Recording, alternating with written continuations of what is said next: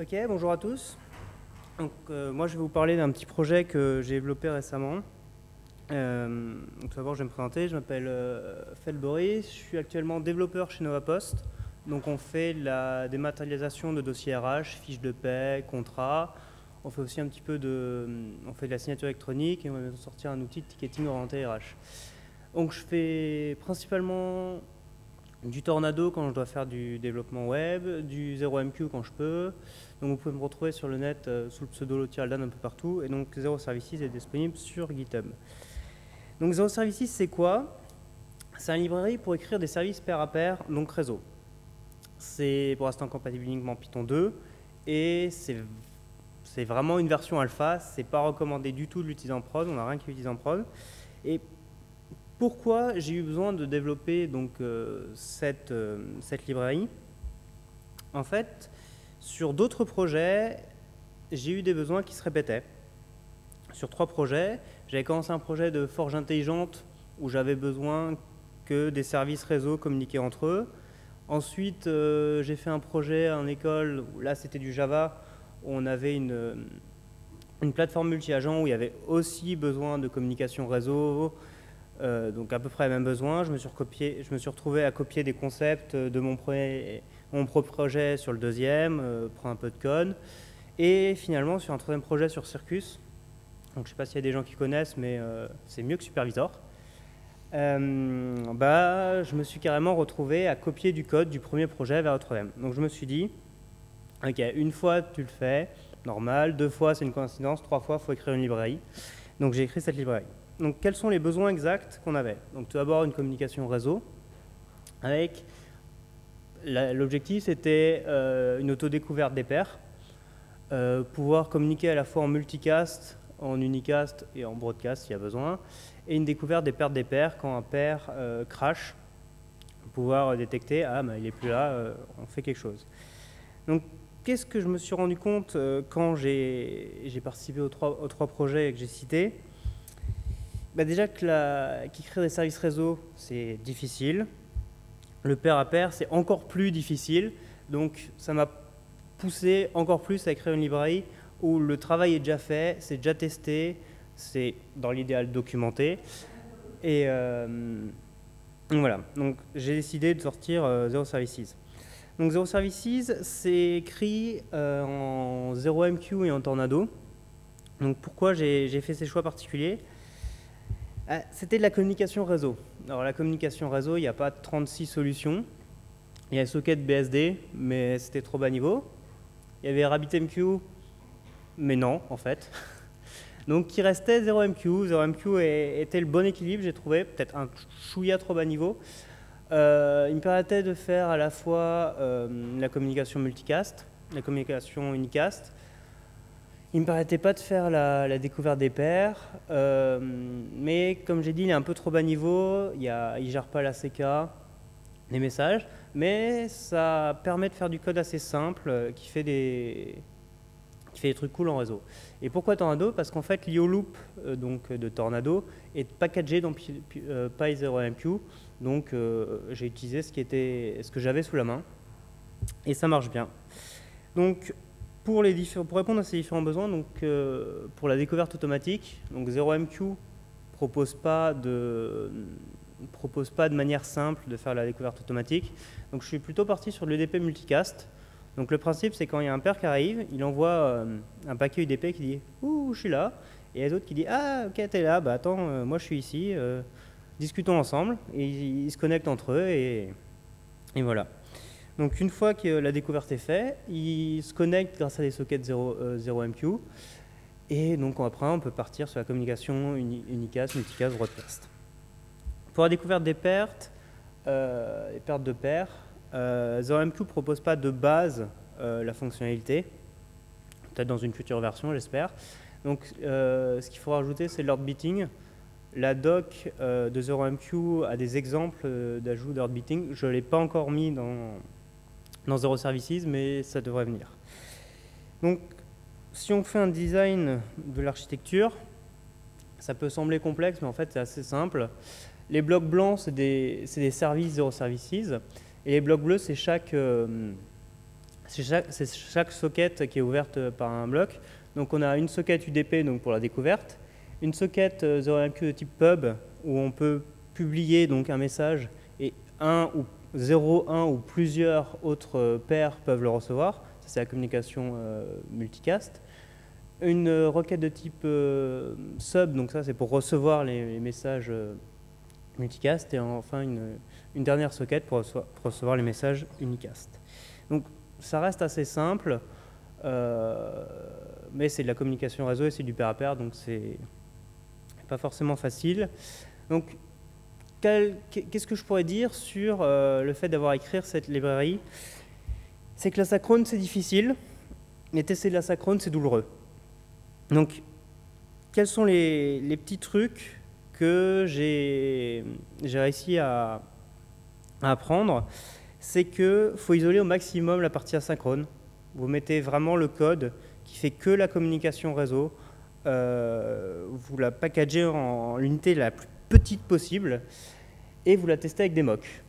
Et une fois que vous avez testé cette partie asynchrone, vous la laissez dans un coin, vous n'y touchez plus, vous mettez une zone démilitarisée de 5 km autour et vous moquez la partie asynchrone dans vos tests.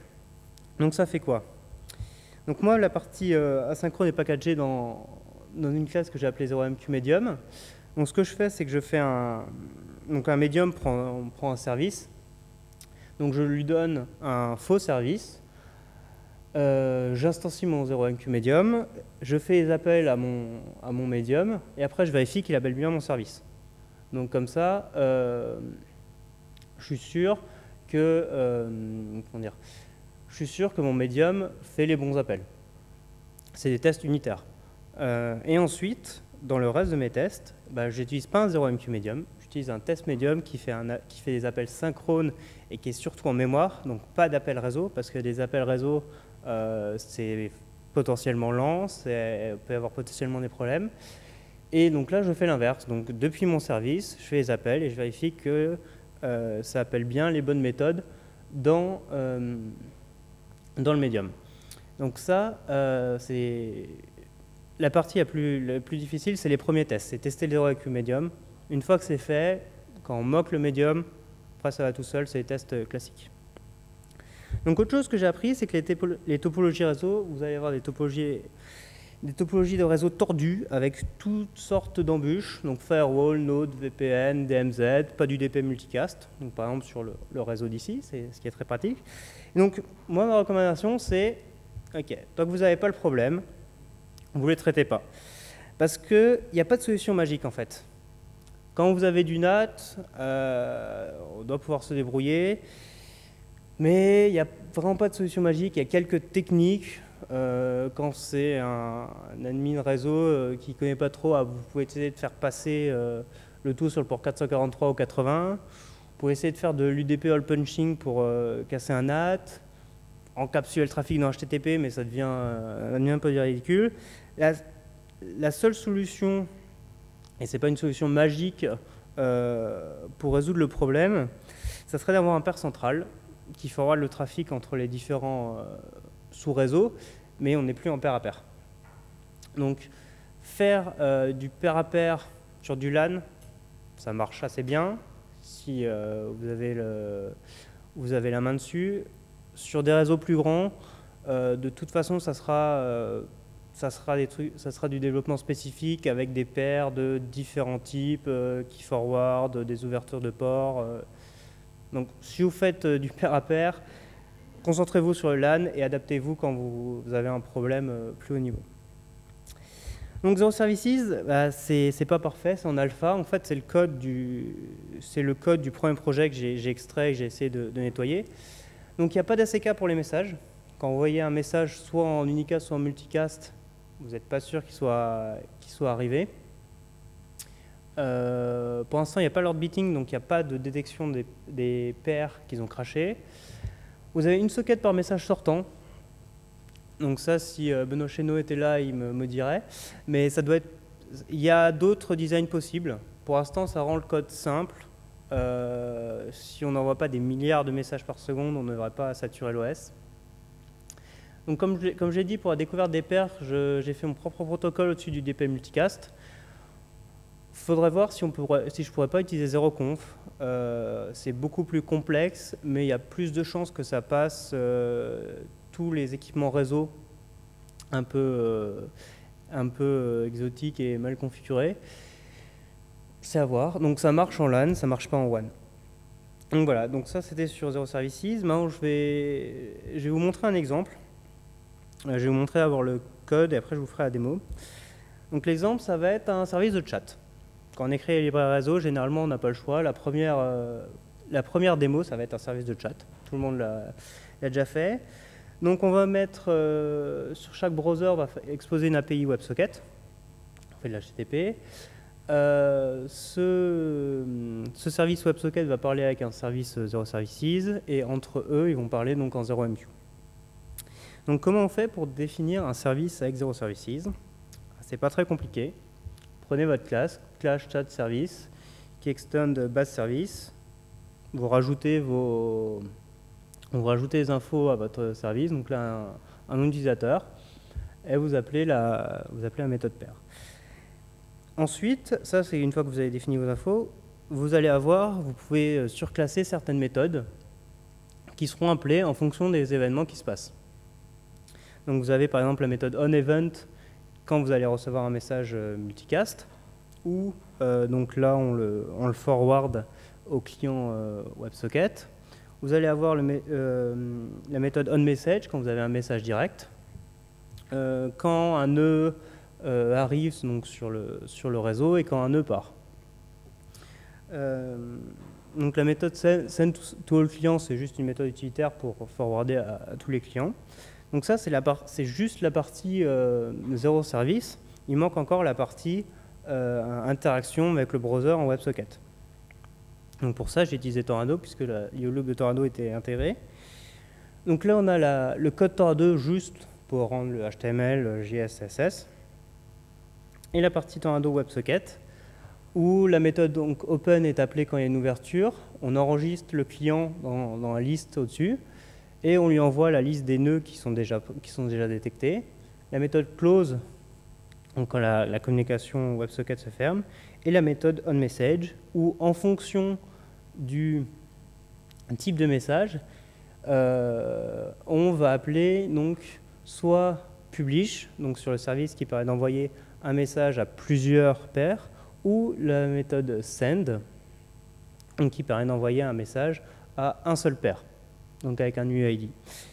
Et le reste du code, où on donne juste les URL Tornado, on crée notre application et on démarre l'IO-loop Tornado. Donc grâce à cette démo, il y a 60 lignes de Python, c'est vraiment pas énorme.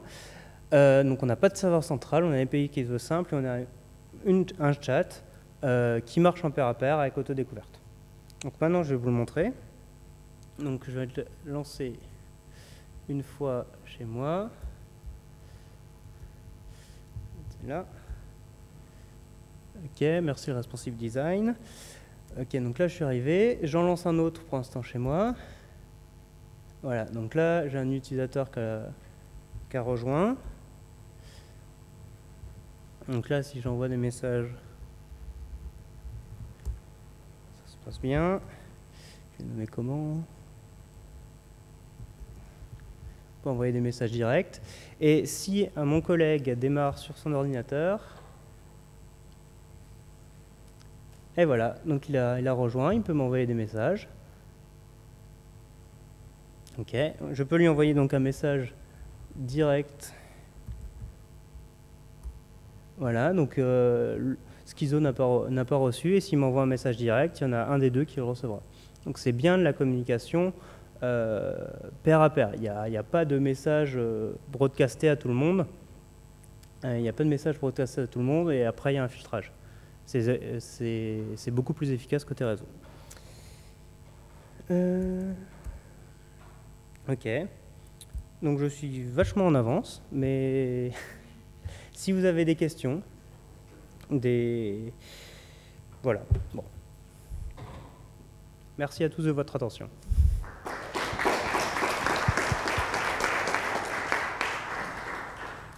Oui, bonjour. Ça tombe bien parce que je me suis mis à 0MQ il n'y a pas très longtemps et j'ai un projet de PRAP en cours, enfin dans ma tête encore. J'ai une petite question. Pourquoi gérer la découverte de paires au niveau de ton application directe et pas au niveau de l'algorithme? J'entends par là, je prends par exemple l'algo Camdelia. Je ne sais pas si tu connais. Bon, c'est fait par des scientifiques qui ont étudié le truc et tout, un truc de maths. Ma question, c'est quand une paire se connecte, tu fais du multicast. Personnellement, je serais système admin réseau. C'est clair que le multicast, je le barre partout. Donc, ce qu'ils font, eux, au niveau de Camdelia, c'est qu'ils contactent un serveur. Donc, tu es obligé de rentrer un serveur connu, entre guillemets. Enfin, voilà. Il y a une liste quelque part et tu rentres ce serveur. Et ensuite, à partir de là, il y a diffusion, puisque ce serveur te donne une partie de ses pairs connus, etc. Il y a diffusion. Sachant que le multicast, tu sais que ça va être, c'est ce que tu as dit dans ta présentation, barré fortement. Ça, c'est ma première question. Pourquoi reprendre ça plutôt que de simplement contacter un serveur connu, entre guillemets? Et la deuxième question, c'est par rapport à ton architecture. Tu utilises du pub et du sub, donc publisher vers subscriber. Donc tous les nouveaux nœuds sont obligés de se souscrire à chacun des autres nœuds, c'est ça?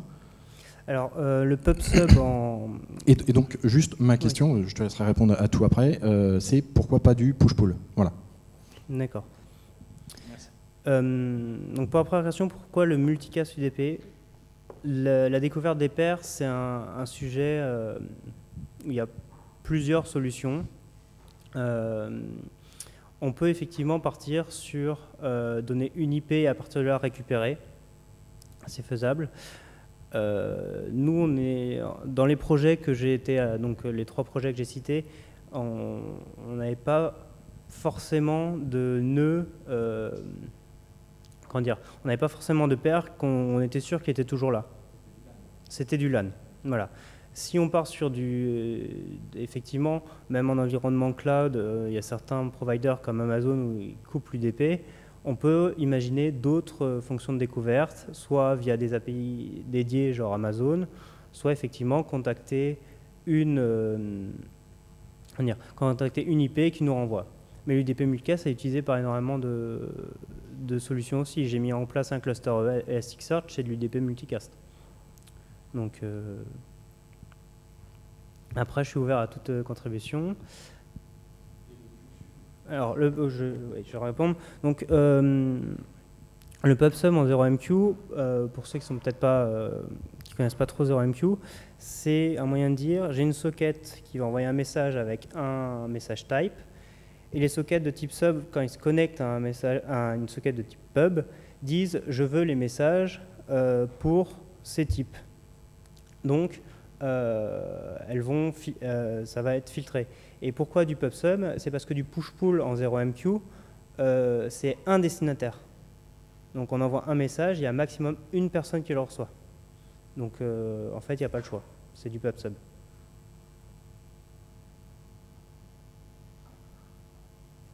Et la troisième question... Non, avec 2, voilà.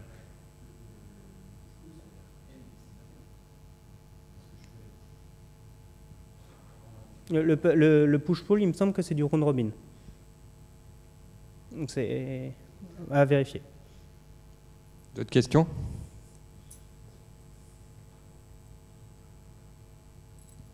Bon, bah merci pour la présentation.